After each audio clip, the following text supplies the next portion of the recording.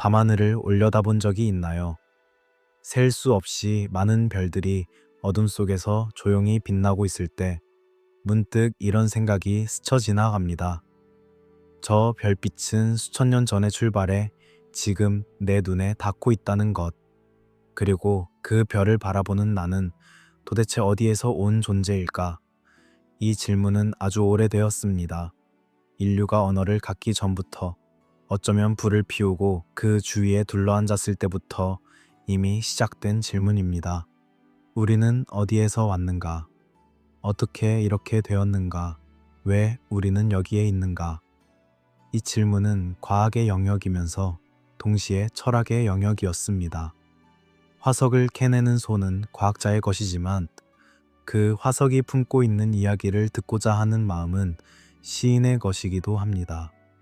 우리는 뼈 조각에서 삶을 읽어내려 하고 DNA 염기 서열에서 여정의 지도를 그려냅니다.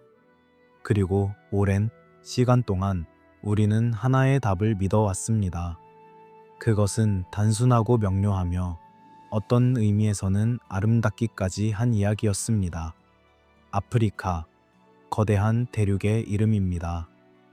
사하라 사막의 모래가 바람에 실려 흩어지고 사바나의 풀들이 끝없이 펼쳐지며 강들이 대지를 가르며 흐르는 곳. 그곳이 우리의 고향이라고 과학은 오랫동안 이야기해왔습니다. 하나의 장소에서, 하나의 시점에, 하나의 출발선에서 모든 현대 인류가 시작되었다고. 이것이 바로 아프리카 단일 기원설, 영어로는 아웃 오브 아프리카라 불리는 이론입니다. 이 이론은 단순함의 힘을 가지고 있었습니다. 복잡한 세상에서 우리는 종종 명확한 답을 원합니다. 시작점이 있고 경로가 있고 도착지가 있는 이야기를요. 약 20만 년 전 동아프리카 어딘가에서 해부학적으로 현대적인 인간이 탄생했고 그들이 점차 퍼져나가 지구 전체를 채웠다는 서사. 그것은 마치 정원에서 시작된 씨앗이 바람을 타고 세계로 퍼져나가는 것 같은 이미지였습니다. 아프리카의 정원, 인류의 요람, 화석들이 이를 증명하는 듯 보였습니다. 에티오피아의 오모키비시에서 발견된 두개골 약 19만 년 전의 것, 현대인과 거의 구분할 수 없는 형태, 그리고 유전학이 등장했을 때 이 이야기는 더욱 확고해졌습니다. 미토콘드리아 DNA를 추적하면 모든 현대인은 하나의 여성 조상으로 수렴한다는 발견. 사람들은 그녀를 아프리카의 이브라 불렀습니다. 오염색체를 분석하면 남성 계통 역시 아프리카로 향합니다. 모든 증거가 같은 방향을 가리키고 있었습니다. 이 이야기는 과학적일 뿐만 아니라 도덕적으로도 강력한 메시지를 담고 있었습니다. 우리는 모두 아프리카인이다. 피부색이 다르고 언어가 다르고 문화가 달라도 우리는 모두 같은 곳에서 왔다. 인종이라는 개념이 얼마나 피상적인지, 우리가 얼마나 깊이 연결되어 있는지를 보여주는 과학적 증거. 이것은 단순한 이론이 아니라 일종의 계시처럼 받아들여졌습니다. 밤은 깊어가고 사막의 바람은 여전히 불고 있습니다. 모닥불이 타오르는 소리, 심장이 느리게 뛰는 리듬, 그 속에서 우리는 이 이야기를 반복해서 들었습니다. 교과서에 실렸고 다큐멘터리에서 재현되었으며 박물관의 전시실에 진열되었습니다. 완성된 퍼즐처럼 보였습니다. 모든 조각이 제자리에 있고 그림이 명확했습니다. 하지만 과학은 결론이 아니라 과정입니다. 퍼즐이 완성되었다고 생각하는 순간 누군가 새로운 조각을 발견합니다. 그리고 그 조각은 기존의 그림과 맞지 않습니다. 처음에는 이상한 조각, 잘못 만들어진 조각이라고 생각할 수도 있습니다. 하지만 조각이 계속 늘어나고 검증이 거듭되면 우리는 깨닫게 됩니다. 그림이 우리가 생각했던 것보다 훨씬 더 크고 복잡하고 아름답다는 것을요. 이 이야기는 아직 끝나지 않았습니다. 아니, 어쩌면 이제야 진짜 이야기가 시작되는 것인지도 모릅니다. 사막의 모래 아래에서, 동굴의 어둠 속에서, DNA의 나선형 구조 안에서 새로운 목소리들이 들려오기 시작했습니다. 그것은 우리가 알던 이야기를 부정하는 것이 아니라 더 깊고 풍부하게 만드는 목소리들입니다. 그리고 우리는 이제 그 목소리에 귀를 기울일 준비가 되었습니다. 20세기 후반은 인류학과 유전학이 손을 맞잡은 시대였습니다. 두 학문은 각자의 언어로 같은 질문을 던지고 있었습니다. 인간은 어디서 왔는가? 고고학자들은 땅을 파고 유전학자들은 세포를 들여다보았습니다. 그리고 그들이 발견한 것은 놀라울 정도로 일치하는 듯 보였습니다. 에티오피아의 오모 강유역, 키비시라는 이름의 장소. 그곳에서 발견된 화석은 약 19만 5천 년 전의 것으로 측정되었습니다. 두개골의 형태는 현대인과 거의 구별할 수 없을 정도였습니다. 둥근 뇌 케이스, 평평한 얼굴, 현대적인 이마. 이것은 해부학적으로 현대적인 인간이 처음 등장한 순간의 증거로 여겨졌습니다. 과학자들은 흥분했습니다. 마치 시간의 안개 속에서 갑자기 선명한 윤곽이 드러난 것 같았으니까요. 그리고 또 다른 발견이 있었습니다. 에티오피아의 헤르토, 중부 아와시 지역에서 발견된 화석들. 약 16만 년 전의 것으로 이들 역시 현대적인 특징을 보였습니다. 발견이 거듭될수록 패턴이 명확해졌습니다. 동아프리카, 특히 돼지구대 주변 지역이 현대 인류의 발상지라는 가설이 점점 더 설득력을 얻어갔습니다. 하지만 진짜 혁명은 실험실에서 일어났습니다. 1987년 캘리포니아 대학교 버클리의 연구팀이 놀라운 논문을 발표했습니다. 그들은 미토콘드리아 DNA를 분석했습니다. 미토콘드리아는 세포의 에너지 공장 같은 존재로 어머니에게서만 자식에게 전달됩니다. 즉, 미토콘드리아 DNA를 추적하면 목의 혈통을 거슬러 올라갈 수 있습니다. 연구팀은 전 세계 다양한 지역의 사람들로부터 DNA를 수집했습니다. 그리고 컴퓨터로 개통도를 그렸습니다. 결과는 충격적이었습니다. 모든 현대인의 미토콘드리아 DNA는 결국 하나의 여성 조상으로 수렴했습니다. 그리고 그 여성은 약 20만 년 전 아프리카에 살았던 것으로 추정되었습니다. 언론은 그녀를 미토콘드리아 이브라고 불렀습니다. 성경의 이브처럼 모든 인류의 어머니라는 의미였습니다. 물론 이것은 오해의 여지가 있는 명칭이었습니다. 그녀가 당시 유일한 여성이었던 것은 아닙니다. 다만 다른 여성들의 미토콘드리아 계통은 시간이 흐르며 단절되었고 오직 그녀의 계통만이 오늘날까지 이어진 것입니다. 하지만 상징으로서의 힘은 강력했습니다. 우리 모두는 하나의 뿌리를 공유한다는 것. 그리고 Y염색체 연구가 뒤따랐습니다. Y염색체는 아버지에게서 아들에게만 전달됩니다. 남성 계통의 역사를 추적할 수 있는 것이지요. 그리고 놀랍게도 Y염색체 분석 역시 같은 결론을 가리켰습니다. Y염색체 아담이라 불리는 공통 남성 조상, 그 역시 아프리카에 있었습니다.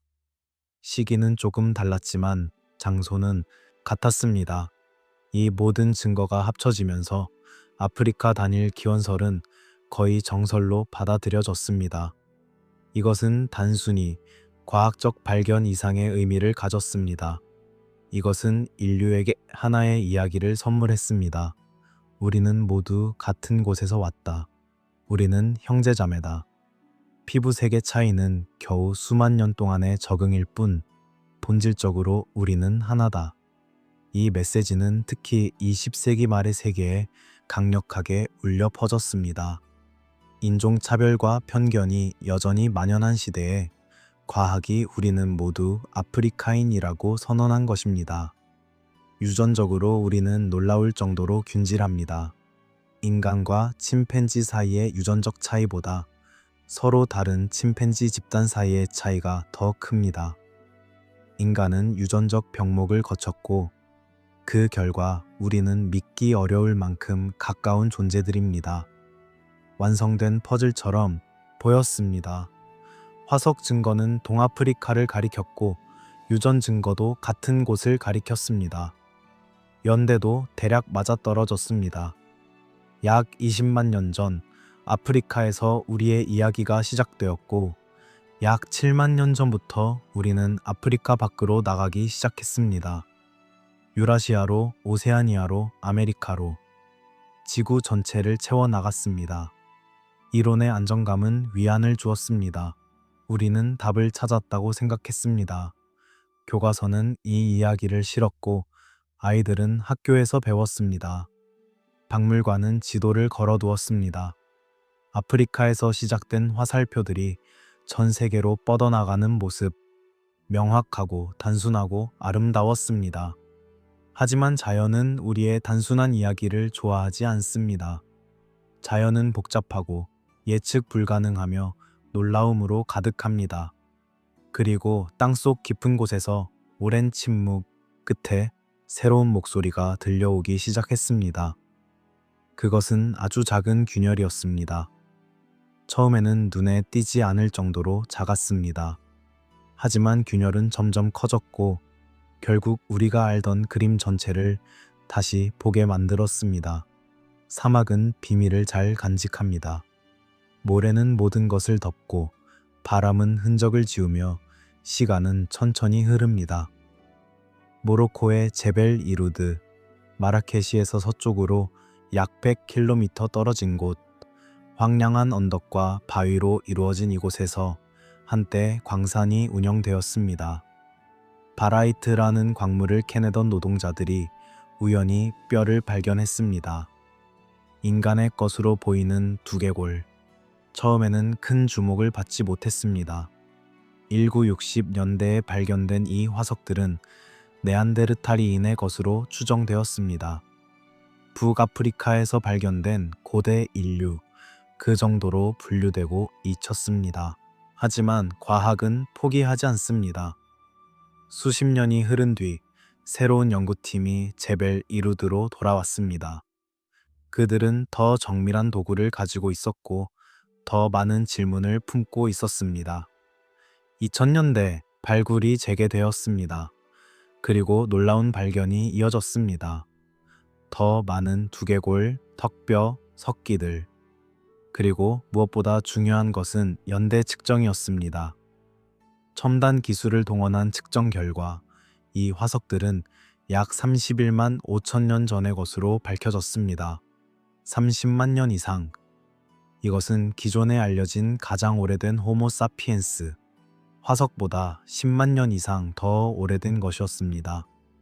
2017년 연구 결과가 발표되었을 때 학계는 술렁였습니다. 제벨 이루드의 화석들은 분명히 현대적인 특징을 보였습니다. 얼굴은 평평하고 치아는 작으며 턱의 형태는 우리와 닮았습니다. 하지만 동시에 고대적인 특징도 가지고 있었습니다. 뇌 케이스는 길쭉했고 현대인처럼 둥글지 않았습니다. 이마는 낮았고 뒤통수는 돌출되어 있었습니다. 이것은 모순처럼 보였습니다. 얼굴은 현대적인데 두개골은 고대적이다. 마치 진화의 중간 단계를 보는 것 같았지만 시기가 문제였습니다. 30만 년 전, 그리고 장소도 문제였습니다. 북아프리카, 모로코, 동아프리카가 아니었습니다. 의문이 쏟아졌습니다. 이들이 정말 호모사피엔스인가? 아니면 다른 종인가? 연대 측정이 정확한가? 화석의 해석이 올바른가? 학회는 뜨거운 논쟁으로 들끓었습니다. 어떤 이들은 받아들일 수 없다고 했습니다. 기존 이론과 맞지 않는다고. 하지만 증거는 거기 있었습니다. 뼈는 거짓말을 하지 않습니다. 재검증이 이루어졌습니다. 여러 연구팀이 독립적으로 연대를 측정했습니다. 열발광 연대 측정, 전자 스핀 공명, 우라늄 계열 연대 측정. 모든 방법이 비슷한 결과를 내놓았습니다. 30만 년 전후. 이것은 오류가 아니었습니다. 이것은 현실이었습니다. 그렇다면 이것이 의미하는 바는 무엇일까요? 만약 북아프리카에 30만 년 전에 이미 현대적 특징을 가진 인류가 있었다면 동아프리카만이 유일한 기원지라는 주장은 흔들리게 됩니다. 어쩌면 인류의 기원은 하나의 점이 아니라 하나의 면이었을까요? 하나의 순간이 아니라 하나의 과정이었을까요? 제벨 이루드의 사람들은 어떻게 살았을까요? 그들은 석기를 만들었습니다. 정교한 돌날 기술을 사용했고 사냥을 했으며 불을 피웠습니다. 그들은 생각할 수 있었고 계획할 수 있었으며 살아남기 위해 협력했습니다. 그들의 얼굴을 오늘날 거리에서 마주친다면 우리는 아마 그들을 같은 종으로 인식할 것입니다. 하지만 그들의 두개골 안에서 무슨 생각이 흘러갔을까요? 그들은 스스로를 어떻게 인식했을까요? 사막의 침묵 속에서 질문이 커집니다. 우리가 알던 직선적인 시간표가 붕괴하기 시작합니다. 단일 기원, 단일 시점이라는 개념이 흐려집니다. 인류의 기원은 하나의 사건이 아니라 하나의 과정이었을 가능성. 여러 장소에서 조금씩 다른 시기에 비슷한 일이 일어났을 가능성. 그리고 이들이 서로 만나고 섞이고 함께 진화했을 가능성. 제벨 이루드는 시작에 불과했습니다. 이 발견이 던진 질문은 더 많은 발굴을, 더 많은 연구를, 더 많은 발견을 촉발했습니다. 그리고 점점 더 명확해지는 것은 우리의 이야기가 우리가 생각했던 것보다 훨씬 더 복잡하고 풍부하고 놀랍다는 사실이었습니다. 밤은 깊어가고 사막의 바위는 여전히 그 자리에 서 있습니다. 30만 년 동안 바람을 맞으며 모래를 맞으며 비밀을 간직하며 그리고 그 비밀은 이제 조금씩 아주 조금씩 드러나기 시작합니다. 지도를 펼쳐봅니다. 아프리카 대륙. 거대하고 다양한 이 땅 위에 점들이 찍히기 시작합니다. 각각의 점은 화석이 발견된 장소입니다. 그리고 놀랍게도 그 점들은 한 곳에 모여 있지 않습니다. 북쪽에서, 동쪽에서, 남쪽에서 여러 곳에서 동시에 빛나기 시작합니다. 모로코의 제벨 이루드, 31만 5천 년 전, 현대적인 얼굴, 고대적인 뇌 케이스. 그리고 동쪽으로 시선을 돌리면 에티오피아의 오모 키비시, 19만 5천 년 전, 둥근 두개골, 평평한 얼굴. 그리고 조금 더 최근으로 내려오면 에티오피아의 헤르토, 16만 년 전, 거의 완전히 현대적인 형태. 그런데 남쪽도 있습니다. 남아프리카 공화국의 플로리스바드, 약 26만 년 전으로 추정되는 두개골. 이것 역시 현대적 특징과 고대적 특징이 섞여 있습니다. 그리고 같은 남아프리카의 보더 케이브, 클래시스 리버 입구, 이곳들에서도 현대적 인류의 흔적이 발견됩니다. 패턴이 보입니다. 아니, 패턴이 없다는 것이 패턴입니다. 현대적 특징들이 한 장소에서 갑자기 완성된 형태로 나타나지 않았습니다. 대신 대륙 전체에서 조금씩 다른 속도로 다른 방식으로 나타났습니다. 어떤 집단은 얼굴이 먼저 현대화되었고 어떤 집단은 두개골이 먼저 변했습니다. 어떤 곳에서는 도구가 정교해졌고 어떤 곳에서는 상징적 사고의 증거가 나타났습니다. 이것은 무엇을 의미할까요? 완전히 같은 인간이 한 장소에서 갑자기 출현한 것이 아니라 비슷한 인간들이 여러 곳에서 조금씩 다른 방식으로 진화하고 있었다는 것. 그들은 모두 우리와 닮아 있었지만 완전히 같지는 않았습니다. 그들은 서로를 보았을 때 같은 종으로 인식했을까요? 아니면 다른 무언가로 보았을까요? 진화는 우리가 생각하는 것처럼 갑작스럽지 않습니다. 어느 날 갑자기 새로운 종이 탄생하는 것이 아닙니다. 진화는 느리고 점진적이며 때로는 역행하기도 합니다. 한 특징이 나타났다가 사라지기도 하고 다시 나타나기도 합니다. 환경이 변하면 선택압이 변하고 선택압이 변하면 진화의 방향이 바뀝니다. 아프리카는 거대한 대륙입니다. 북쪽의 사하라 사막, 중앙의 울창한 열대우림, 동쪽의 고지대, 남쪽의 온화한 기후. 각각의 환경은 완전히 다릅니다. 그리고 각각의 환경에서 살아가는 인류 집단도 조금씩 다른 압력을 받았을 것입니다.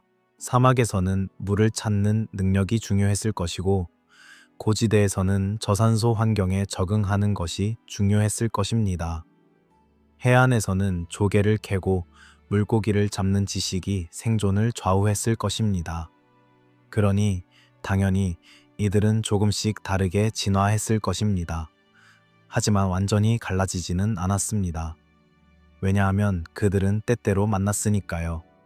기후가 변하면 사막이 초원이 되고 강이 흐르면 이동 통로가 열립니다. 그리고 사람들은 이동합니다. 새로운 사냥터를 찾아, 새로운 물을 찾아, 혹은 단순히 호기심에 이끌려서요. 고요한 지도 위에 하나씩 불빛이 켜지는 것을 상상해 봅니다. 모로코에서 하나, 에티오피아에서 하나, 남아프리카에서 하나. 각각의 불빛은 독립적으로 깜빡이지만 완전히 고립되어 있지는 않습니다. 때때로 불빛 사이로 가느다란 선이 그어집니다. 연결, 교류, 만남. 이것이 바로 범아프리카 진화 모델입니다. 단일 요람이 아니라 대륙 전체가 하나의 거대한 실험실이었다는 개념.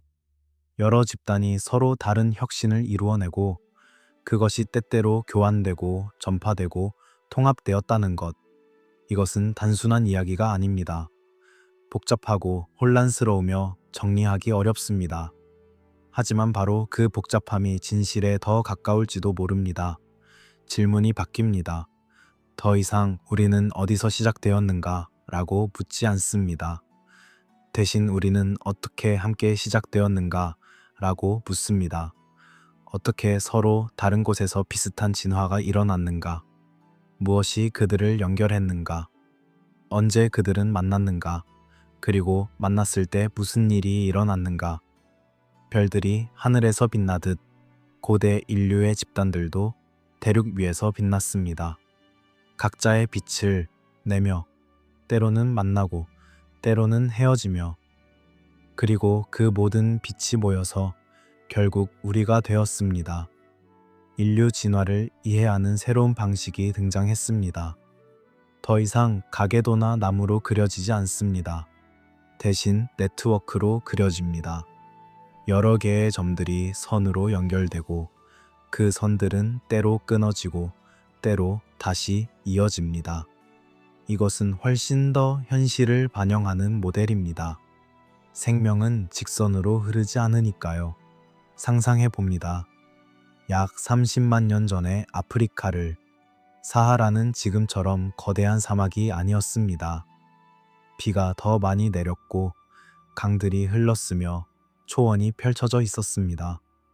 북아프리카의 사람들은 이 초원을 따라 이동할 수 있었습니다. 가재를 쫓고 타조를 사냥하며 천천히 남쪽으로 동쪽으로 움직였습니다. 동아프리카에는 또 다른 집단이 있었습니다. 대지구대에 호수들 주변에서 살아가는 사람들. 그들은 물고기를 잡고 히포포타무스를 사냥하며 화산지대의 흑요석으로 날카로운 도구를 만들었습니다. 그들의 환경은 북아프리카와 달랐고 그래서 그들의 삶의 방식도 조금 달랐습니다. 남아프리카에는 해안 지역에 사는 집단이 있었습니다. 그들은 조개를 캐고 바다새의 알을 모으며 물개를 사냥했습니다. 그들은 오커라는 붉은 광물을 채취해 몸에 칠했고 조개 껍데기로 장신구를 만들었습니다. 상징적 사고의 가장 이른 증거 중 일부가 바로 이곳에서 나왔습니다. 이 세 집단은, 아니 아마도 더 많은 집단은 서로 다른 환경에서 살았습니다. 그리고 각자 다른 혁신을 이루어냈습니다. 어떤 집단은 두개골 모양이 먼저 변했을 것입니다. 더 큰 뇌를 수용하기 위해 혹은 저작 근육의 변화 때문에 어떤 집단은 후두의 위치가 변해 더 복잡한 소리를 낼 수 있게 되었을 것입니다. 또 어떤 집단은 도구 제작 기술이 발달했을 것입니다. 그런데 중요한 것은 이들이 완전히 고립되지 않았다는 점입니다. 기후는 변합니다. 빙하기와 간빙기가 교차하고 몬순의 패턴이 바뀌며 강의 경로가 달라집니다. 기후가 변하면 환경이 변하고 환경이 변하면 사람들은 이동합니다. 사하라가 초원이 되면 북아프리카와 동아프리카 사이의 장벽이 사라집니다. 사람들이 만납니다. 처음에는 경계했을까요? 아니면 호기심이 컸을까요? 그들은 서로의 언어를 이해할 수 있었을까요? 아마도 부분적으로는 가능했을 것입니다. 그들은 같은 조상에서 갈라진 지 오래되지 않았으니까요. 만남은 교환을 의미합니다. 유전자의 교환. 한 집단의 남자가 다른 집단의 여자와 짝을 이루거나 그 반대이거나 자녀가 태어나고 그 자녀는 두 집단의 특징을 모두 가집니다. 둥근 두개골과 정교한 석기 기술, 평평한 얼굴과 상징적 사고, 혁신들이 섞입니다. 그리고 지식의 교환도 있었을 것입니다. 어떤 식물이 식용인지, 어떤 동물을 어떻게 사냥하는지, 어떤 돌이 좋은 도구가 되는지, 이런 지식은 말로 전해지고 시연으로 배워지며 세대를 거쳐 전승됩니다. 한 집단의 혁신이 다른 집단으로 퍼져나갑니다. 그러다가 기후가 다시 변합니다. 사하라가 다시 건조해지면 이동 통로가 닫힙니다. 집단들은 다시 고립됩니다. 수천 년, 수만 년 동안. 고립된 동안 그들은 각자의 방향으로 조금씩 더 진화합니다. 그리고 다음 기회가 왔을 때 다시 만나고 다시 섞입니다. 고립과 재결합, 분리와 통합, 이것이 반복됩니다. 느린 리듬으로 수십만 년에 걸쳐서요. 이 과정을 통해 현대적 특징들이 점차 전 아프리카로 퍼져나갑니다. 한 번에 모든 특징이 나타나는 것이 아니라 하나씩 조금씩 누적되어 가는 것입니다. 어떤 집단은 얼굴 형태의 혁신을 가져왔을 것입니다. 평평한 얼굴, 작은 치아, 튀어나오지 않은 턱, 이것이 섞이면서 전파됩니다. 다른 집단은 뇌의 구조나 크기에서 변화를 겪었을 것입니다. 또 다른 집단은 언어 능력이나 상징적 사고에서 도약을 이루었을 것입니다. 그리고 이 모든 것이 네트워크를 통해 공유됩니다. 우리는 함께 진화했습니다. 이것이 핵심 메시지입니다. 한 집단이 혼자서 완벽한 인간이 되고 나서 다른 곳으로 퍼진 것이 아닙니다. 여러 집단이 서로 연결되어 있으면서 함께 동시에 현대 인류가 되어갔습니다. 이것은 훨씬 더 민주적인 이야기입니다. 한 장소에 우월함이 아니라 네트워크의 힘, 다양성이 강점이 되는 이야기. 밤하늘의 별자리처럼 각각의 별은 혼자서는 의미가 적습니다. 하지만 선으로 연결되면 이야기가 됩니다. 고대 아프리카의 인류 집단들도 그랬습니다. 각자는 작은 무리였지만 연결되면 하나의 종이 되었습니다. 우리의 종, 호모 사피엔스. 그런데 이야기는 여기서 끝나지 않습니다. 아프리카 대륙 안에서의 네트워크만이 아니라 아프리카 밖으로의 시도들도 있었습니다. 그리고 그 시도들은 우리가 생각했던 것보다 훨씬 이른 시기부터 시작되었습니다. 이스라엘의 갈릴리 지역, 카르멜산 근처에 미스리아 동굴이 있습니다. 아름다운 해안지대가 내려다 보이는 이곳에서 2000년대 초반 고고학자들은 놀라운 발견을 했습니다. 인간의 턱뼈 하나, 처음에는 큰 주목을 받지 못했습니다. 오래된 뼈 하나, 그 정도로 여겨졌습니다. 하지만 정밀 분석이 시작되자 상황이 달라졌습니다. 이 턱뼈는 해부학적으로 현대적인 특징을 가지고 있었습니다. 그리고 연대 측정 결과는 충격적이었습니다. 약 18만 년 전, 어떤 추정으로는 20만 년 전까지도 거슬러 올라갈 수 있다는 결과가 나왔습니다. 이것이 의미하는 바는 명확했습니다. 현대 인류가 아프리카 밖으로 나간 시기가 우리가 생각했던 것보다 훨씬 이르다는 것. 기존 학설에서는 약 7만 년 전부터 대규모 이주가 시작되었다고 보았습니다. 하지만 미스리아의 턱뼈는 그보다 10만 년 이상 앞선 시기를 가리키고 있었습니다. 그리고 이것은 유일한 사례가 아니었습니다. 그리스의 아피디마 동굴에서도 비슷한 시기에 두개골이 발견되었습니다. 중국 남부의 여러 유적지에서도 이른 시기의 현대 인류 흔적이 보고되었습니다. 동남아시아 수마트라에서도 마찬가지였습니다. 패턴이 드러났습니다. 현대 인류는 우리가 생각했던 것보다 훨씬 이른 시기부터 아프리카를 떠나려 시도했습니다. 그들은 레반트 지역으로 아라비아 반도로 더 동쪽으로 나아갔습니다. 하지만 이들의 운명은 어떻게 되었을까요? 왜 우리는 그들에 대해 잘 모를까요? 실패한 이주. 이것이 고고학자들이 붙인 이름입니다. 이들은 아프리카를 떠났지만 정착하지 못했습니다. 혹은 정착했지만 오래 지속되지 못했습니다. 기후 변화가 원인일 수 있습니다. 빙하기가 찾아오면 중동 지역은 혹독해집니다. 물이 부족해지고 먹을 것이 줄어들며 추위가 엄습합니다. 혹은 경쟁이 원인일 수 있습니다. 당시 유라시아에는 이미 다른 인류가 살고 있었습니다. 네안데르탈인. 그들은 수십만 년 동안 유럽과 서아시아에 적응해온 존재들이었습니다. 추위에 강했고 힘이 셌으며 그 땅을 잘 알고 있었습니다. 아프리카에서 막 나온 현대 인류는 경쟁에서 밀렸을 수 있습니다. 조용한 비극입니다. 그들은 개척자였습니다. 알려지지 않은 땅으로 나아가는 용기를 가졌던 사람들. 하지만 그들의 이야기는 대부분 사라졌습니다. 그들의 유전자는 오늘날까지 이어지지 못했습니다. 그들이 세운 공동체는 결국 소멸했습니다. 하지만 완전히 사라진 것일까요? 최근의 유전학 연구는 미묘한 흔적을 발견하고 있습니다. 아주 희미하지만 이른 시기에 이주자들이 남긴 유전적 신호가 있다는 것입니다. 그들은 완전히 죽지 않았을 수도 있습니다. 아주 소수가 살아남아 나중에 이주자들과 섞였을 수도 있습니다. 기후의 창. 이것이 이주를 가능하게 했습니다. 간빙기가 되면 사하라가 초원이 되고 아라비아가 스뷴해지며 이동 통로가 열립니다. 홍해의 남쪽 끝 바브 엘 만데브 해협이 얕아지면 아프리카에서 아라비아로 건너가는 것이 가능해집니다. 혹은 시나이 반도를 통해 육로로 갈 수도 있습니다. 그리고 사람들은 갑니다. 왜 갈까요? 인구 압력일 수도 있습니다.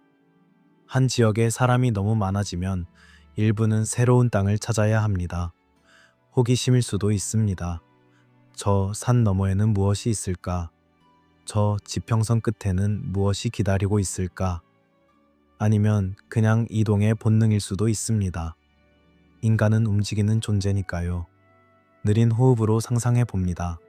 해안을 따라 걷는 소수의 부리, 조개를 줍고 개를 잡으며 천천히 북쪽으로 이동합니다.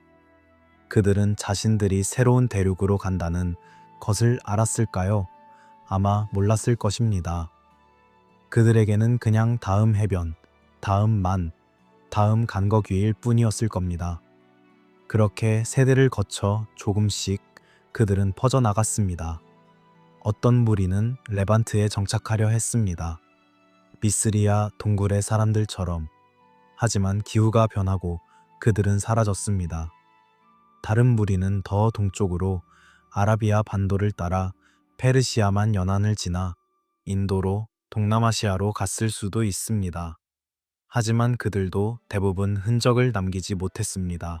실패한 이주들. 하지만 이것들이 전부 헛되지는 않았습니다. 왜냐하면 이것들은 길을 열었으니까요.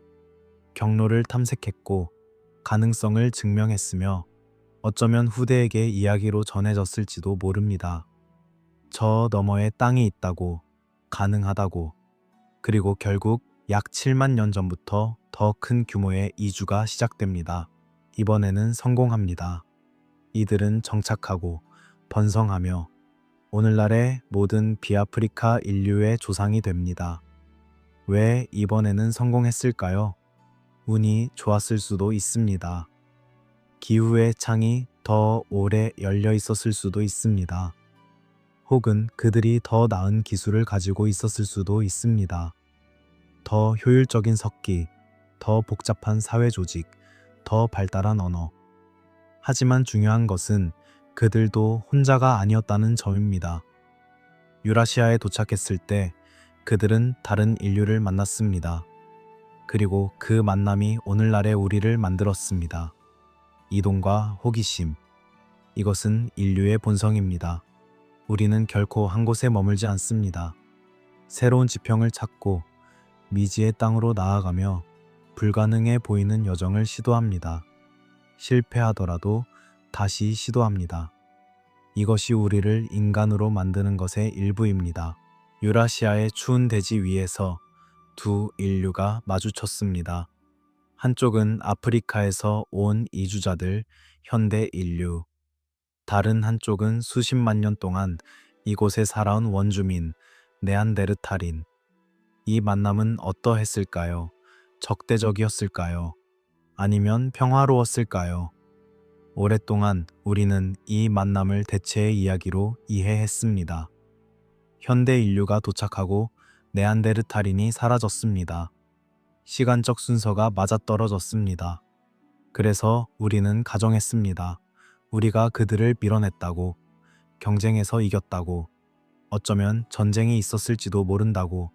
하지만 2000년대 들어 유전학이 놀라운 사실을 밝혀냈습니다. 우리는 그들을 대체하지 않았습니다. 우리는 그들과 섞였습니다. 오늘날 비아프리카계 인류의 DNA를 분석하면 약 1%에서 2% 정도가 네안데르탈인에게서 유래했다는 것이 밝혀졌습니다. 이것은 명백한 혼혈의 증거입니다. 어떻게 일어났을까요? 아마도 여러 방식으로였을 것입니다. 어떤 경우에는 사랑이었을 수 있습니다. 서로 다른 집단의 젊은이들이 만나고 끌리고 가족을 이루었을 것입니다. 어떤 경우에는 정략적이었을 수 있습니다. 평화를 위해, 동맹을 위해 두 집단이 혼인으로 연결되었을 것입니다. 어쩌면 강제적인 경우도 있었을지 모릅니다. 전쟁 후에 포로, 약탈. 우리는 모릅니다. 하지만 결과는 명확합니다. 섞였습니다. 그리고 이것은 일회성 사건이 아니었습니다.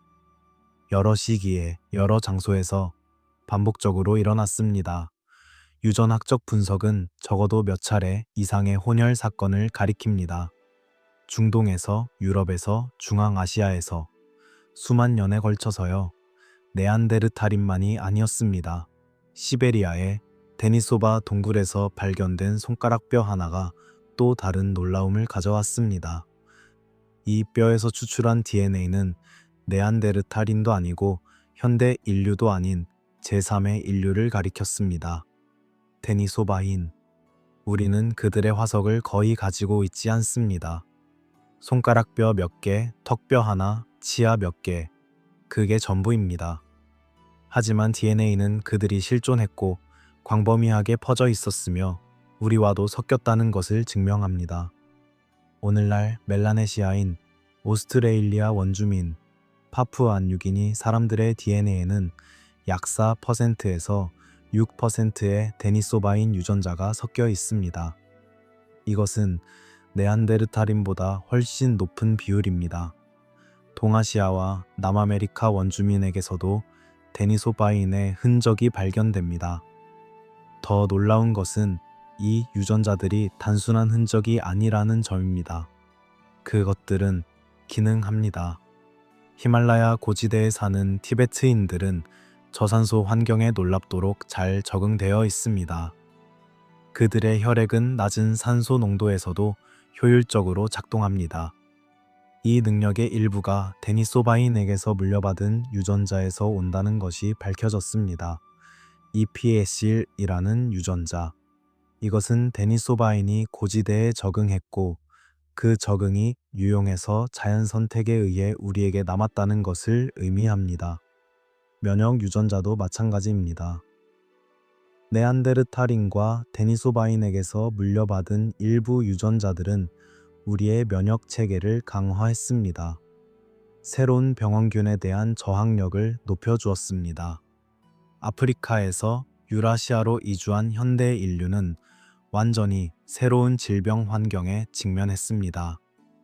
그리고 그곳에서 수십만 년 동안 살아온 네안데르탈인과 데니소바인은 이미 그 질병들에 적응해 있었습니다. 그들과 섞임으로써 우리는 빠르게 면역력을 얻었습니다. 이것은 대체가 아니라 흡수입니다. 우리는 다른 인류를 완전히 제거하지 않았습니다. 대신 그들을 우리 안으로 가져왔습니다. 그들의 유전자, 그들의 적응, 그들의 지식을. 네안데르탈인과 데니소바인은 종으로서는 사라졌지만 개체로서는 우리 안에 살아 있습니다. 따뜻한 성찰이 필요한 순간입니다. 우리는 순수하지 않습니다. 우리는 섞인 존재입니다. 여러 인류의 후손입니다. 그리고 이것은 약점이 아니라 강점입니다. 다양성이 우리를 강하게 만들었습니다. 네안데르탈인의 추위 적응, 데니소바인의 고지대 적응, 이 모든 것이 우리를 더 나은 생존자로 만들었습니다. 수면 다큐에 어울리는 부드러운 목소리로 말합니다. 우리는 섞였습니다. 이것은 두려워할 일이 아닙니다. 이것은 축하할 일입니다. 우리의 조상들은 다름을 받아들였습니다. 경계를 넘었고 사랑을 나누었으며 함께 미래를 만들었습니다. 그 덕분에 우리가 여기 있습니다. 밤은 더 깊어지고 이야기는 더 복잡해집니다. 하지만 복잡함 속에 아름다움이 있습니다. 단순한 진실보다 복잡한 진실이 더 풍부하니까요. 우리는 하나의 선에서 온 것이 아니라 여러 선이 엮인 그물에서 왔습니다. 그리고 그 그물의 일부는 우리가 이름조차 모르는 존재들로 이루어져 있습니다. 화석 없이도 존재를 증명할 수 있을까요? 유전학은 그렇다고 말합니다. DNA는 역사를 기록합니다. 세대를 거치며 돌연변이가 축적되고 그 패턴을 분석하면 과거를 재구성할 수 있습니다. 그리고 때로는 DNA가 우리에게 기묘한 이야기를 들려줍니다. 화석으로는 알 수 없는 존재들에 대한 이야기를요. 아프리카 내부의 DNA를 분석한 연구자들은 이상한 신호를 발견했습니다. 특히 서아프리카와 중앙아프리카의 일부 집단에서 알 수 없는 고대 인류의 흔적이 나타난 것입니다. 이것은 네안데르탈인도 아니고 데니소바인도 아닙니다. 완전히 다른 계통입니다. 유령 조상, 이것이 과학자들이 붙인 이름입니다. 우리는 그들이 누구인지 모릅니다. 어떻게 생겼는지, 어디서 살았는지, 무엇을 먹었는지 화석이 없기 때문입니다. 하지만 그들의 유전자는 일부 현대 아프리카인의 게놈 속에 여전히 남아 있습니다. 약 2%에서 19%까지. 연구에 따라 추정치는 다르지만 분명히 존재합니다. 이것이 의미하는 바는 무엇일까요? 아프리카 내부에서도 현대 호모사피엔스와 다른 고대 인류 사이에 혼혈이 일어났다는 것입니다. 이 고대 인류는 누구였을까요? 어쩌면 호모 에렉투스의 후손일 수도 있습니다. 호모 에렉투스는 180만 년 전에 아프리카에 나타나 전 세계로 퍼져나갔고 일부는 아프리카에 남아 오랜 시간 동안 살았습니다. 어쩌면 우리가 이름조차 모르는 완전히 다른 종일 수도 있습니다. 카메룬의 열대우림 지대, 콩고 분지의 깊은 숲, 이런 곳에서 고립되어 살았던 고대 인류 집단이 있었을지 모릅니다. 그들은 수십만 년 동안 독자적으로 진화했고 때때로 현대 호모 사피엔스와 만났으며 유전자를 교환했습니다. 그리고 결국 그들은 사라졌지만 그들의 일부는 우리 안에 남았습니다. 동아프리카에서도 비슷한 신호가 발견됩니다. 탄자니아의 하드자족과 산다웨족은 매우 독특한 유전적 프로필을 가지고 있습니다. 그들의 DNA에는 매우 오래된, 깊이 분기된 계통의 흔적이 있습니다. 이것 역시 알 수 없는 고대 인류와의 혼혈을 암시합니다. 남아프리카의 코이산족도 마찬가지입니다. 그들은 유전적으로 매우 다양하며 일부 계통은 다른 모든 인류보다 훨씬 이른 시기에 분기된 것으로 보입니다. 이것은 그들의 조상이 매우 오래전부터 독자적인 집단을 유지해왔고 어쩌면 다른 고대 인류와도 접촉했을 가능성을 시사합니다. 인간 진화가 얼마나 복잡했는지 보여주는 사례들입니다. 우리는 단순한 가계도로 그려질 수 없습니다. 우리는 나무가 아니라 그물입니다. 여러 줄기가 갈라지고 다시 만나고 섞이고 또 갈라집니다. 그 과정에서 일부는 사라지지만 완전히 사라지지는 않습니다. 그들의 일부는 계속됩니다. 우리 안에서요. 보이지 않는 조상들이 남긴 조용한 흔적, 이것은 겸손하게 만듭니다. 우리가 알고 있는 것보다 모르는 것이 훨씬 많다는 것을 깨닫게 됩니다. 지금까지 발견된 화석은 빙산의 일각입니다. 대부분의 고대 인류는 화석을 남기지 않았습니다. 적절한 환경에서 죽지 않았거나 화석화 과정이 일어나지 않았거나 아직 발견되지 않았거나. 하지만 DNA는 더 많이 알고 있습니다. 유전자는 모든 만남을 기록합니다. 모든 혼혈을 저장합니다. 그리고 올바른 방법으로 분석하면 우리는 그 기록을 읽을 수 있습니다. 마치 고대의 문서를 해독하듯이요. 우리는 순수하지 않다. 이것은 이제 반복되는 메시지입니다. 하지만 이것을 두려움이 아닌 풍요로움으로 해석해야 합니다. 우리는 많은 이들의 후손입니다. 아프리카의 여러 집단, 네안데르탈인, 데니소바인, 그리고 이름 모를 유령 조상들까지 이 모든 존재가 우리를 만들었습니다. 유전자 속에 잠든 이야기들, 때로는 그 이야기들이 깨어납니다. 어떤 질병에 대한 저항력, 어떤 환경에 대한 적응력, 어떤 신체적 특징, 이것들이 어디서 왔는지 추적하면 놀라운 여정이 드러납니다. 수십만 년을 거슬러 올라가는 여정, 그리고 그 끝에서 우리는 알 수 없는 얼굴을 만납니다. 우리의 조상이지만 우리와는 다른 존재, 그래도 우리를 만드는데 기여한 존재. 밤은 고요합니다. 유령들은 조용합니다. 하지만 그들은 여전히 여기 있습니다.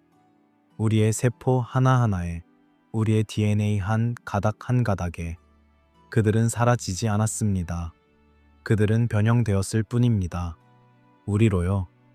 진화를 설명할 때 우리는 종종 나무를 그립니다. 하나의 줄기에서 가지가 갈라지고 그 가지에서 또 작은 가지들이 나뉘는 모습. 이것은 직관적이고 이해하기 쉽습니다. 하지만 인류 진화에는 나무가 적합하지 않습니다. 가지는 갈라지기만 하는 것이 아니라 다시 합쳐지기도 하니까요. 강을 상상해 봅니다. 큰 강이 흐르다가 여러 갈래로 나뉩니다. 삼각주처럼. 각각의 물줄기는 독자적으로 흐르며 조금씩 다른 침전물을 운반하고 다른 풍경을 만듭니다. 하지만 때로는 다시 만납니다. 두 물줄기가 합쳐져 더 큰 강이 되기도 합니다. 그리고 다시 갈라지기도 합니다. 이것이 더 정확한 비유입니다. 인류는 하나의 강입니다. 하지만 그 강은 계속 갈라지고 합쳐지며 흘러왔습니다. 아프리카에서 여러 갈래로 나뉘었고 각 갈래는 조금씩 다르게 진화했습니다. 그러다가 기후가 변하면 다시 만났고 유전자를 교환했으며 함께 흘렀습니다. 그리고 또 갈라졌습니다. 이것이 수십만 년 동안 반복되었습니다. 이 과정에서 병목 현상도 있었습니다. 강이 좁아지는 지점처럼 인구가 급격히 줄어드는 순간들이 있었습니다. 유전학적 증거는 적어도 한 번, 어쩌면 여러 번, 인류가 거의 멸종 직전까지 갔었다는 것을 보여줍니다. 약 70만 년 전후 어떤 재앙이 있었던 것으로 추정됩니다. 화산 폭발일 수도 있고 급격한 기후 변화일 수도 있으며 질병의 대유행일 수도 있습니다. 원인이 무엇이든 결과는 명확합니다.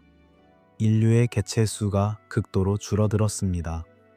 어떤 추정으로는 전 세계 1000명에서 10,000명 정도만 남았을 수도 있다고 합니다. 극소수의 생존자, 그들이 남긴 모든 미래.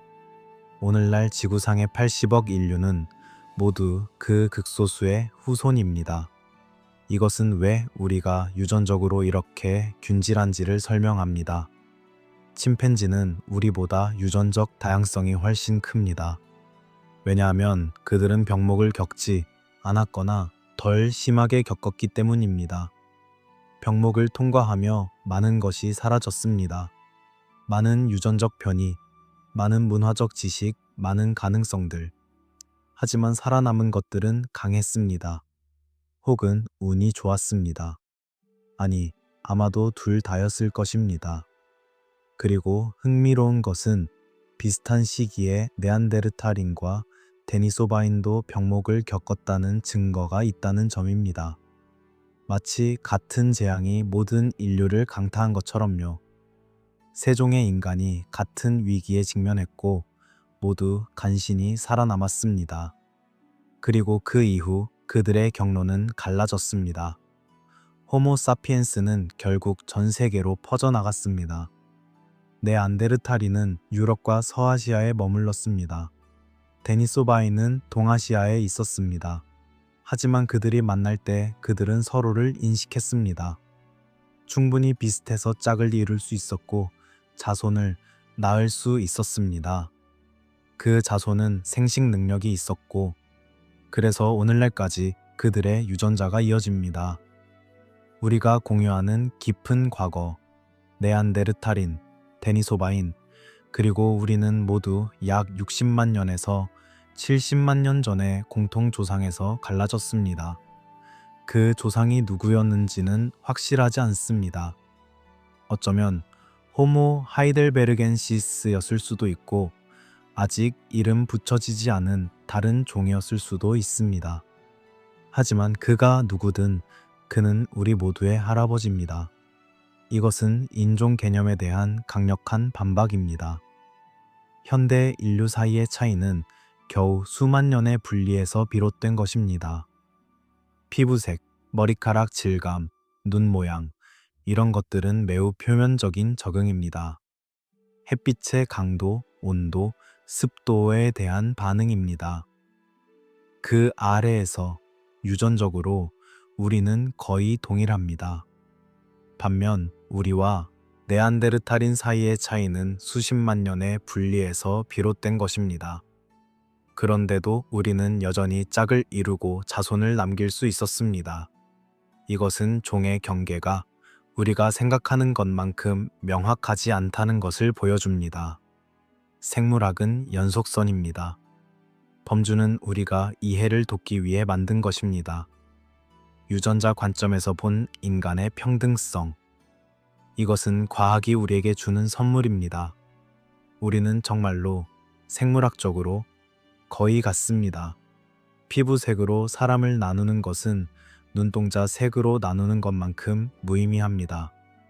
단일 유전자 혹은 소수 유전자의 변이일 뿐입니다. 지능이나 능력이나 가치와는 아무 상관이 없습니다. 조용한 감정적 여운이 남습니다. 우리는 하나입니다. 이것은 진부한 슬로건이 아니라 과학적 사실입니다. 우리는 같은 병목을 통과했고 같은 위기를 견뎠으며 같은 기적을 만들어냈습니다. 살아남았다는 기적을요. 밤하늘의 별들처럼 우리는 서로 멀리 떨어져 있는 것처럼 보입니다. 하지만 실제로는 모두 같은 우주에서 왔고 같은 물질로 이루어져 있으며 같은 법칙을 따릅니다. 우리는 별의 먼지이고 그 먼지는 구별이 없습니다. 강은 계속 흐릅니다. 갈라지고 합쳐지며 때로는 좁아지고 때로는 넓어지며 하지만 결국 강은 바다로 향합니다. 우리도 그렇습니다. 어디로 향하는지는 아직 모릅니다. 하지만 우리는 함께 가고 있습니다. 이야기가 끝나갈 시간입니다. 하지만 진짜 이야기는 끝나지 않았습니다. 오히려 계속되고 있습니다.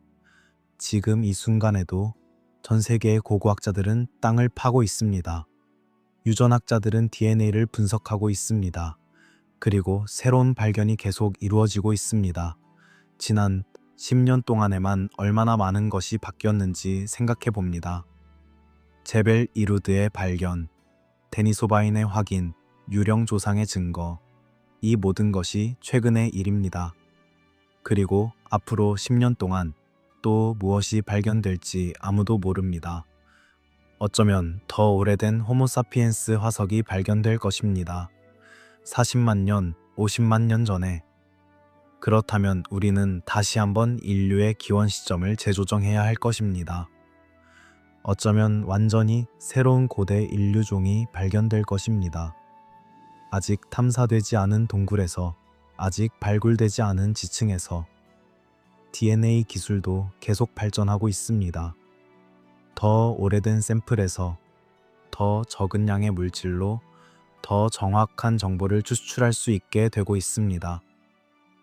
어쩌면 언젠가는 100만 년 전의 DNA도 읽을 수 있을지 모릅니다.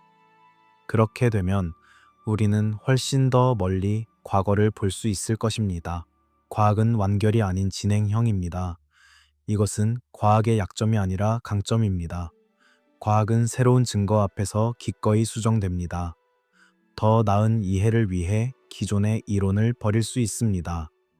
이것은 용기가 필요한 일입니다. 자신이 틀렸다는 것을 인정하는 용기. 아프리카 단일 기원설이 완전히 틀렸다는 것이 아닙니다. 그것은 여전히 중요한 진실을 담고 있습니다. 우리는 아프리카에서 왔습니다. 이것은 맞습니다. 하지만 그 과정이 우리가 생각했던 것보다 복잡했다는 것입니다. 더 일찍 시작되었고, 더 넓은 지역에서 일어났으며, 더 많은 혼합이 있었습니다. 지금도 발굴되고 있는 화석들, 사하라 사막 어딘가에서, 에티오피아의 언덕에서, 남아프리카의 동굴에서 누군가 지금 이 순간에도 붓으로 조심스럽게 흙을 털어내고 있을 것입니다. 그리고 그 아래에서 20만 년 전에 두개골이 드러나고 있을지도 모릅니다. 분석 중인 DNA, 실험실 어딘가에서 컴퓨터가 돌아가고 있습니다. 수백만 개의 염기쌍을 비교하고 패턴을 찾고 개통도를 그리며, 그리고 어쩌면 지금 이 순간 새로운 유령 조상의 신호가 발견되고 있을지도 모릅니다. 미래의 발견이 오늘의 이야기를 바꿀 가능성, 이것은 흥미진진한 일입니다. 우리는 끝이 아니라 중간에 서 있습니다. 이야기는 계속 쓰이고 있고 우리는 그 이야기의 목격자입니다. 아니, 참여자입니다. 청자를 현재의 밤으로 다시 데려옵니다. 당신은 지금 어디에 있나요? 침대에 누워 있거나 소파에 기대어 있거나 혹은 밤하늘 아래 산책 중일지도 모릅니다. 어디에 있든 당신은 이 거대한 이야기의 일부입니다. 당신의 DNA 안에는 수십만 년의 역사가 들어 있습니다. 아프리카의 사바나를 걸었던 조상, 사하라의 초원을 건넜던 조상, 빙하기의 유럽을 견뎌냈던 네안데르탈인 조상, 아시아의 고지대에 적응했던 데니소바인 조상, 그들 모두가 당신을 만들었습니다. 당신이 숨쉬는 것, 생각하는 것, 꿈꾸는 것, 이 모든 것이 수백만 년 진화의 결과입니다. 당신의 눈이 색을 구별하는 능력, 당신의 손이 정교한 도구를 다루는 능력, 당신의 뇌가 언어를 이해하는 능력, 이것들은 모두 선물입니다. 수많은 조상이 물려준 선물입니다. 당신도 이 이야기의 일부입니다. 당신이 살아있다는 것 자체가 기적입니다. 수백만 년 동안 끊어지지 않은 생명의 사슬, 당신은 그 끝에 서 있습니다. 아니, 끝이 아닙니다. 당신은 그 사슬을 이어갈 것입니다. 미래로. 별 아래에서 같은 질문을 품었던 조상들을 떠올립니다. 30만 년 전 제벨 이루드의 언덕에서 누군가 밤하늘을 올려다보았을 것입니다. 우리처럼. 그리고 같은 질문을 했을 것입니다. 나는 누구인가? 우리는 어디에서 왔는가? 저 별들은 무엇인가? 그들은 답을 찾지 못했습니다. 하지만 그들은 질문을 멈추지 않았습니다. 그리고 그 질문하는 마음이, 호기심이, 경이로움이, 그것이 우리를 인간으로 만드는 것입니다. 답보다 중요한 것은 계속 질문하는 것입니다. 우리가 공유하는 집, 지구, 이 푸른 행성은 우리 모두의 고향입니다. 국경은 인간이 그은 선입니다. 하지만 유전자는 국경을 모릅니다. DNA는 여권을 필요로 하지 않습니다. 우리는 모두 같은 곳에서 왔고, 모두 같은 이야기를 공유하며, 모두 같은 미래를 향해 갑니다. 인종이라는 개념이 얼마나 허약한지. 피부색은 위도의 함수입니다. 햇빛의 양에 대한 적응입니다. 그것이 전부입니다. 그 아래에서 우리는 형제입니다. 자매입니다. 가족입니다. 차이는 있습니다. 문화의 차이, 언어의 차이, 전통의 차이. 하지만 이 차이들은 풍요로움입니다. 다양성은 아름다움입니다.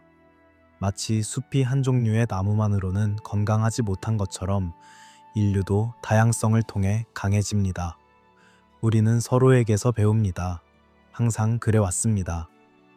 아프리카에서 여러 집단이 혁신을 교환했듯이, 네안데르탈인에게서 유전자를 물려받았듯이 우리는 계속 서로에게서 받아들입니다.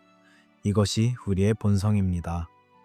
잠에 들며 남는 마지막 생각들, 이 모든 이야기, 이 거대한 여정, 이 복잡한 그물망, 그것이 결국 당신에게로 이어진다는 것.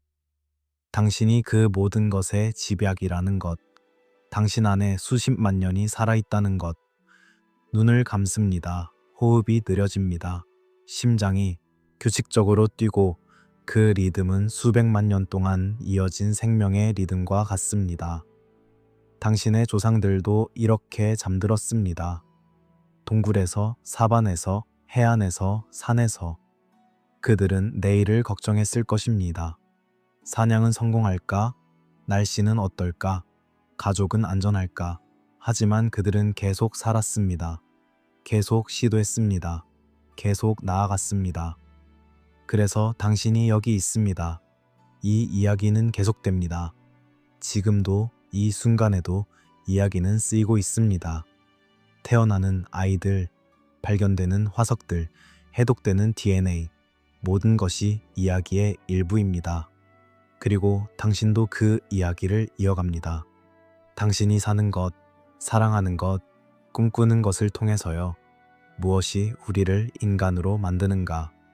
이 질문은 밤의 고요 속에서 더욱 깊이 울립니다. 오랫동안 과학자들은 명확한 기준을 찾으려 했습니다. 선을 그으려 했습니다. 이쪽은 인간, 저쪽은 아닌 것. 하지만 자연은 우리의 선을 존중하지 않습니다. 두개골의 형태. 이것이 한때는 중요한 기준이었습니다. 둥근 뇌의 케이스, 높은 이마, 돌출되지 않은 눈두덩. 해부학적으로 현대적인 인간의 표지였습니다. 하지만 제벨 이루드는 우리에게 보여주었습니다. 얼굴은 현대적이지만 두개골은 고대적일 수 있다는 것을. 그렇다면 그들은 인간이었을까요? 아니었을까요? 뇌의 크기 1400 세제곱센티미터 정도. 이것이 현대 인류의 평균입니다. 하지만 네안데르탈인의 뇌는 우리보다 컸습니다. 어떤 개체는 1800 세제곱센티미터에 달했습니다. 크기만으로는 지능을 판단할 수 없다는 것을 우리는 이제 압니다.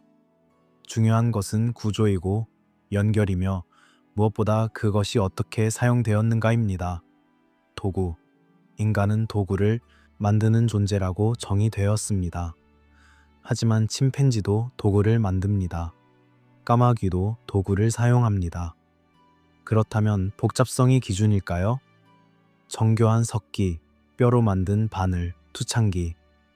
하지만 네안데르탈인도 복잡한 도구를 만들었습니다. 르발루아 기법이라 불리는 정교한 석기 제작 방식을 사용했습니다. 그들도 도구 제작자였습니다. 예술, 상징적 사고의 증거, 동굴 벽화, 조각상, 장신구. 오랫동안 이것이 현대 인류만의 특징으로 여겨졌습니다. 하지만 스페인의 동굴들에서 발견된 벽화를 연대 측정한 결과 6만 년 이상 전의 것으로 밝혀졌습니다. 그 시기에 그곳에 있던 것은 네안데르탈인입니다. 그들이 그렸을 가능성이 높습니다. 붉은 오커로 그린 손 모양, 기하학적 무늬. 이것이 예술이 아니라면 무엇일까요? 장래의식, 죽음을 이해하고 애도하며 의식을 행한다는 것. 이것은 깊은 감정과 추상적 사고를 필요로 합니다. 네안데르탈인의 매장지가 여러 곳에서 발견되었습니다. 시체는 의도적으로 배치되어 있었고 때로는 꽃과 함께 묻혔다는 증거도 있습니다. 이라크의 샤니다르 동굴, 프랑스의 라 샤펠로 생트. 그들은 자신들의 죽은 자를 돌보았습니다. 상처의 치료. 이것은 더욱 놀랍습니다. 심각한 부상을 입고도 오랜 시간 살아남은 네안데르탈인의 화석들이 발견되었습니다. 부러진 팔이 치유된 흔적, 잃어버린 이빨에도 불구하고 계속된 삶의 증거. 이것은 무엇을 의미할까요? 그들이 부상자를 돌보았다는 것입니다. 먹을 것을 나누어 주고 보호하고 치유될 때까지 기다려 주었다는 것입니다.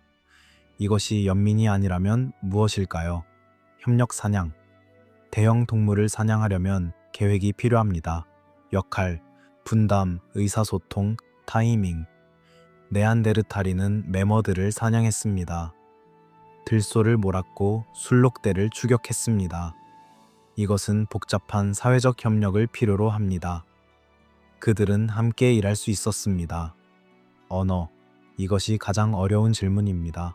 네안데르탈인이 언어를 가졌을까요? 그들의 후두 구조를 재구성한 연구는 그들이 복잡한 소리를 낼 수 있었다고 시사합니다. FXP 유전자. 언어와 관련된 유전자가 그들에게도 있었습니다.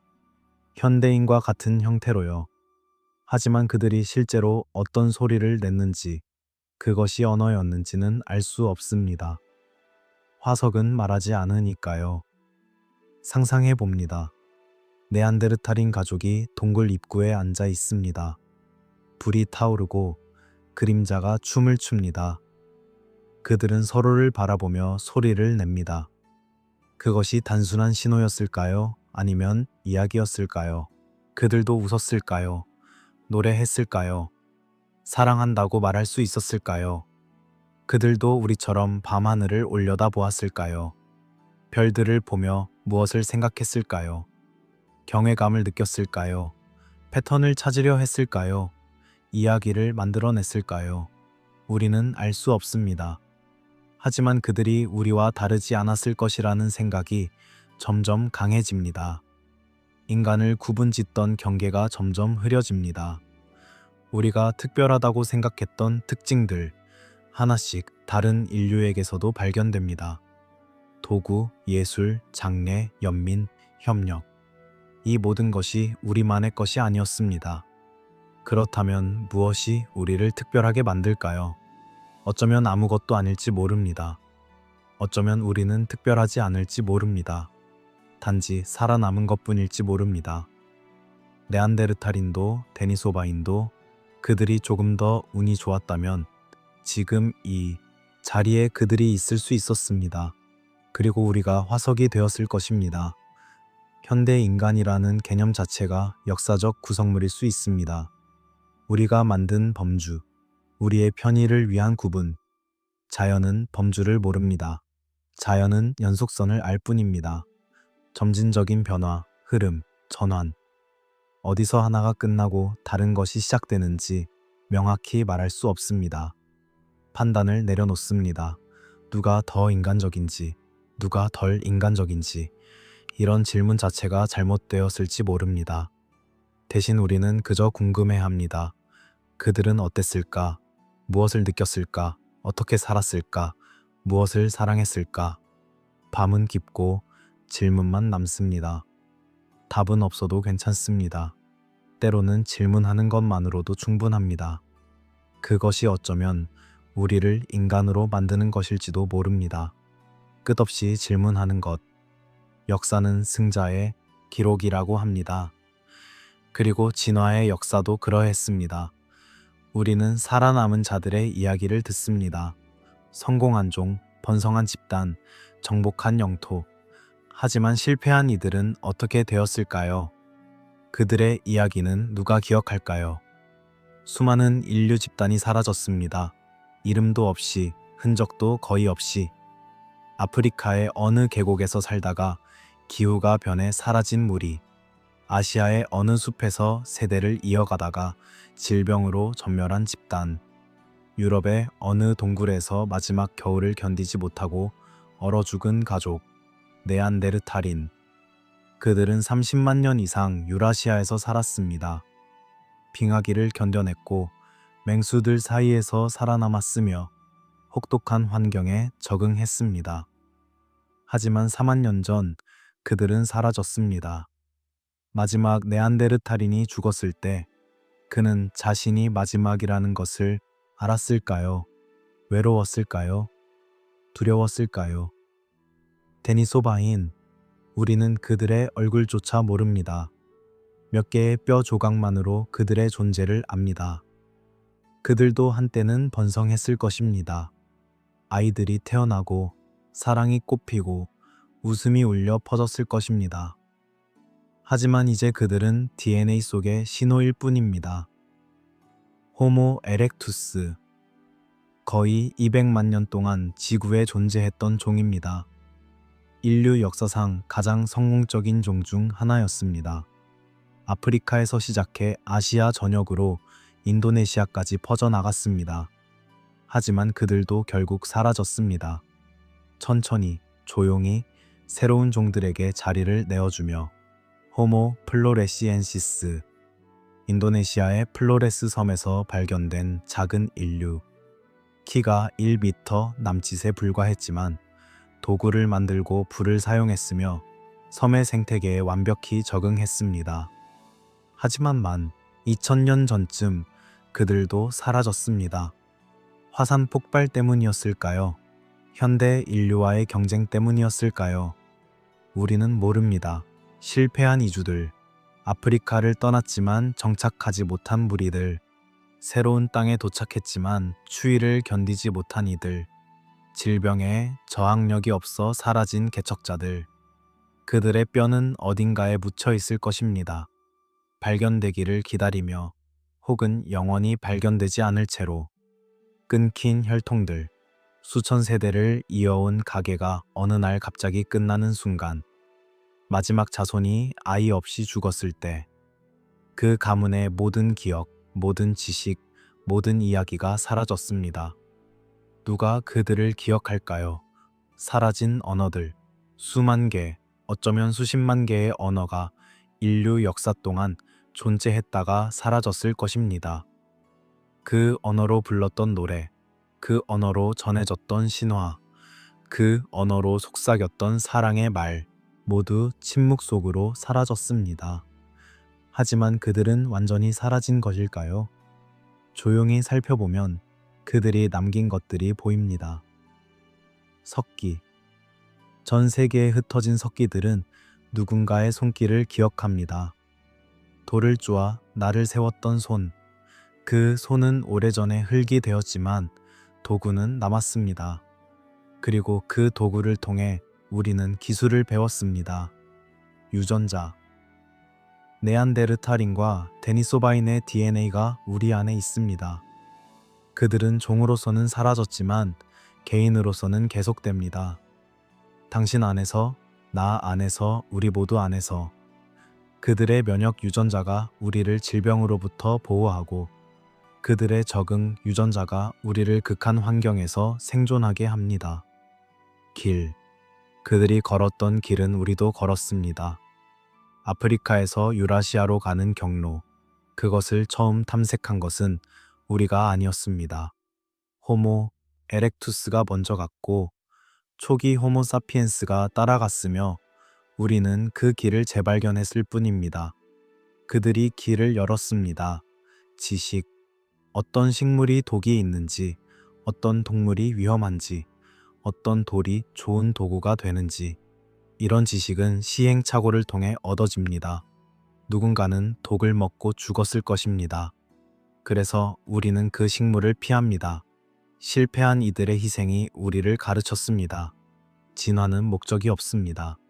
이것을 이해해야 하는 것이 중요합니다. 진화는 더 나은 것을 향해 나아가지 않습니다. 진화는 그저 적응입니다. 환경에 맞는 것이 살아남고 맞지 않는 것이 사라질 뿐입니다. 우리가 살아남은 것은 우리가 더 뛰어나서가 아닙니다. 우연의 역할이 컸습니다. 화산이 조금 다른 곳에서 폭발했다면, 기후가 조금 다르게 변했다면, 해성이 다른 각도로 떨어졌다면 역사는 완전히 달라졌을 것입니다. 네안데르탈인이 살아남고 우리가 사라졌을 수도 있습니다. 환경이 결정했습니다. 누가 더 강한지, 누가 더 똑똑한지가 아니라 누가 그 순간의 환경에 더 잘 맞는지. 빙하기가 왔을 때 추위에 강한 자가 살아남았습니다. 사막이 되었을 때 적은 물로 버틸 수 있는 자가 살아남았습니다. 전염병이 돌았을 때 면역력이 있는 자가 살아남았습니다. 경쟁보다는 운이었습니다. 물론 경쟁도 있었습니다. 자원을 두고, 영역을 두고, 때로는 생존 그 자체를 두고. 하지만 대부분의 멸종은 직접적인 경쟁 때문이 아니었습니다. 환경 변화, 질병, 고립, 순전한 불운, 이런 것들이 더 큰 역할을 했습니다. 우리는 가장 뛰어난 존재가 아니라 가장 운이 좋았던 존재입니다. 이것을 인정하는 것이 겸손입니다. 우리가 지구를 지배하게 된 것은 우월함 때문이 아니라 행운 때문입니다. 그리고 행운은 언제든 바뀔 수 있습니다. 잠들기 전 사라진 조상들을 떠올립니다. 이름 없는 얼굴들, 목소리 없는 존재들, 그들도 한때는 살았습니다. 사랑했고 웃었으며 울었습니다. 아이를 낳고 늙어가고 죽었습니다. 그들의 삶은 우리만큼 소중했습니다.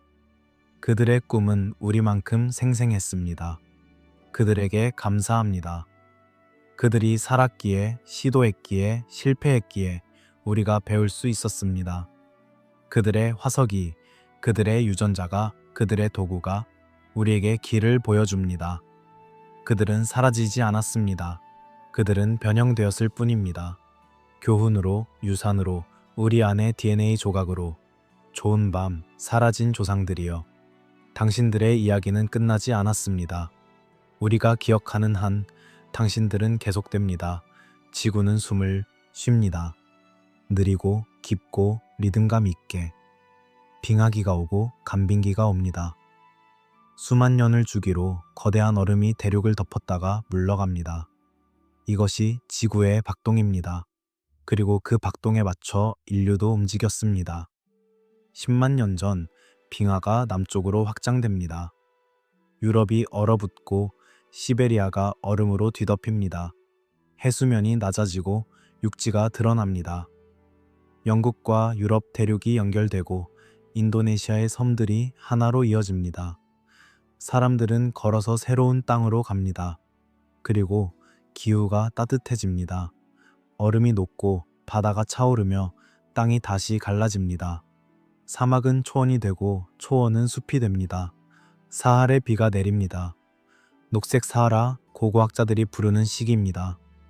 호수가 생기고 강이 흐르며 동물들이 모여듭니다. 그리고 사람들도 옵니다. 북아프리카에서 동아프리카로 가는 길이 열립니다. 사람들이 이동하고 만나고 유전자를 교환합니다. 혁신이 퍼져나갑니다. 새로운 석기 기술, 새로운 사냥 방법, 새로운 생각들. 그리고 다시 기후가 변합니다. 건조해집니다. 사하라가 다시 사막이 됩니다. 호수가 마르고 강이 사라지며 초원이 모래로 변합니다. 길이 닫힙니다. 집단들이 다시 고립됩니다. 수만 년 동안 그들은 서로를 보지 못합니다. 각자의 방식으로 진화합니다. 이것이 반복됩니다. 수십만 년 동안 계속해서 기후의 창이 열렸다 닫히고 사람들은 모였다 흩어집니다. 이것이 범아프리카 진화의 엔진이었습니다. 분리와 재결합, 고립과 교류. 그리고 이 모든 것을 주도한 것은 기후였습니다. 몬순의 패턴이 바뀝니다. 인도양에서 불어오는 바람이 강해지면 동아프리카에 비가 많이 내립니다. 호수 수위가 올라가고 대지구대가 푸르러지며 생명이 번성합니다. 하지만 바람이 약해지면 가뭄이 옵니다. 호수가 줄어들고 동물들이 죽으며 사람들은 이동해야 합니다. 빙하의 진태가 해수면을 조절합니다. 빙하기에는 해수면이 100m 이상 낮아집니다. 대륙분기 드러나고 새로운 해안선이 형성됩니다. 홍해의 남쪽 끝 바브-엘 만데브 해협이 얕아집니다. 때로는 완전히 드러나기도 합니다. 그러면 아프리카에서 아라비아로 걸어갈 수 있습니다. 간빙기가 오면 반대입니다. 해수면이 올라가고 해협이 깊어지며 통로가 닫힙니다. 배 없이는 건널 수 없게 됩니다. 그리고 사람들은 다시 고립됩니다. 아라비아 반도의 집단과 아프리카의 집단이 분리됩니다. 각자의 길을 갑니다. 화산도 역할을 했습니다. 대규모 화산 폭발은 기후를 급격히 변화시킵니다. 화산재가 대기를 가리고 햇빛이 차단되며 온도가 떨어집니다. 화산의 겨울이라 불리는 현상입니다. 식물이 죽고 동물이 굶주리며 사람들도 위기를 맞습니다. 인도네시아의 토바 화산, 약 7만 4천 년 전 인류 역사상 가장 큰 화산 폭발 중 하나가 일어났습니다. 대기에 엄청난 양의 재와 이산화황이 분출되었고 전 지구적 추위가 찾아왔습니다. 일부 학자들은 이것이 인류를 거의 멸종 직전까지 몰고 갔다고 주장합니다. 병목 현상의 원인일 수 있다고. 인간이 환경을 지배한 것이 아닙니다. 이것을 인정하는 것이 중요합니다. 오랜 시간 동안, 수십만 년 동안 우리는 환경의 피조물이었습니다. 환경이 허락할 때만 우리는 번성했고, 환경이 가혹해지면 우리는 줄어들었습니다. 기후가 이동을 허락할 때만 통로가 열렸습니다. 우리의 의지와 상관없이 아무리 용감하고 아무리 호기심이 많아도 사하라가 사막일 때는 건널 수 없었습니다. 물이 없으니까요. 먹을 것이 없으니까요. 하지만 사하라가 초원이 되면 자연스럽게 건넜습니다. 사슴을 쫓아서 물을 따라서 환경에 응답해온 역사. 우리는 주도자가 아니라 응답자였습니다. 기후가 질문을 던지면 우리는 답했습니다. 추워지면 옷을 만들었고 건조해지면 물을 저장했으며 먹을 것이 부족해지면 새로운 식량원을 찾았습니다. 적응하거나 죽거나 그것이 유일한 선택이었습니다. 기후 변화가 유전자 교류를 촉진했습니다. 이것은 역설적입니다. 기후 변화는 재앙이었지만 동시에 기회이기도 했습니다. 길이 열렸고 사람들이 만났으며 유전자가 섞였습니다. 그 결과 우리는 더 다양해졌고 더 적응력이 생겼으며 더 강해졌습니다. 강수량의 변화, 해수면의 변화, 바람의 변화, 이것들이 만든 보이지 않는 지도, 지리적 지도가 아니라 가능성의 지도, 어느 시기에 어느 경로가 열려 있었는지, 어느 지역이 살기 좋았는지, 어느 곳이 피난처가 될 수 있었는지, 이 지도는 계속 변했습니다. 빙하기 유럽에서 사람들은 남쪽으로 후퇴했습니다. 이베리아 반도, 이탈리아 반도, 발칸 반도, 이곳들이 피난처였습니다. 상대적으로 따뜻했고 얼음에 덮이지 않았으며 생존할 수 있었습니다. 그리고 얼음이 물러갔을 때 그들은 다시 북쪽으로 퍼져나갔습니다. 자연을 적이 아닌 동반자로 바라봅니다. 자연은 우리를 시험했지만 동시에 우리를 가르쳤습니다. 자연은 가혹했지만 동시에 관대했습니다. 자연은 문을 닫았지만 다른 문을 열어주었습니다. 우리는 자연과 싸운 것이 아니라 자연과 춤을 춘 것입니다. 오늘날의 기후 위기, 이것을 과거와 연결하지 않을 수 없습니다. 기후는 항상 변했습니다. 하지만 지금의 변화는 다릅니다. 속도가 다릅니다. 과거의 변화는 수천 년, 수만 년에 걸쳐 일어났습니다. 사람들은 천천히 적응할 시간이 있었습니다. 이동할 시간이, 학습할 시간이, 변화할 시간이. 하지만 지금의 변화는 수십 년 안에 일어나고 있습니다. 생태계가 적응할 시간이 없습니다. 종들이 이동할 시간이 없습니다. 그리고 인간도, 우리의 사회도 적응하기에 버거워 보입니다. 과거의 기후 변화는 자연의 리듬이었습니다. 지구 공전 궤도의 변화, 태양 활동의 변화, 화산 활동. 우리가 통제할 수 없는 것들, 하지만 지금의 변화는 우리가 만든 것입니다. 이것이 차이입니다. 그리고 이것이 책임입니다. 반복되는 패턴. 기후가 변하면 생태계가 변하고, 생태계가 변하면 인간도 변해야 합니다. 과거에 우리는 이동으로 응답했습니다. 살기 어려운 곳을 떠나 살기 좋은 곳으로 갔습니다. 하지만 지금은 어디로 갈 수 있을까요? 지구는 이미 가득 차 있습니다. 국경이 있고 도시가 있으며 갈 곳이 없습니다. 수면 다큐에 어울리는 자연의 소리, 비가 내리는 소리를 상상합니다. 사하레 수만 년 전에 땅이 물을 흡수하고 씨앗이 싹을 틔우며 생명이 돌아오는 소리, 부드럽고 희망적이며 평화로운 소리, 바람 소리, 빙하 위를 지나는 바람, 차갑고 날카로우며 외로운 소리. 하지만 그 바람도 봄이 오면 따뜻해집니다. 얼음을 녹이고 꽃을 피우며 새들을 데려옵니다. 파도 소리, 해수면이 변하며 만들어지는 새로운 해안의 파도, 끊임없이 밀려왔다 물러가는 리듬, 지구의 심장 박동 같은 소리, 그 리듬에 맞춰 우리도 살아왔습니다. 기후가 써내려간 인류의 역사, 우리는 그 이야기의 일부입니다. 과거에도, 현재에도, 미래에도. 기후는 계속 변할 것입니다. 그리고 우리는 계속 응답해야 할 것입니다. 지혜롭게, 함께, 희망을 가지고 잠들며 듣습니다. 빗소리를, 바람소리를, 파도소리를, 자연의 교향곡. 그 속에서 우리는 하나의 음표입니다. 작지만 필요한, 짧지만 의미 있는 음표. 그리고 교향곡은 계속됩니다.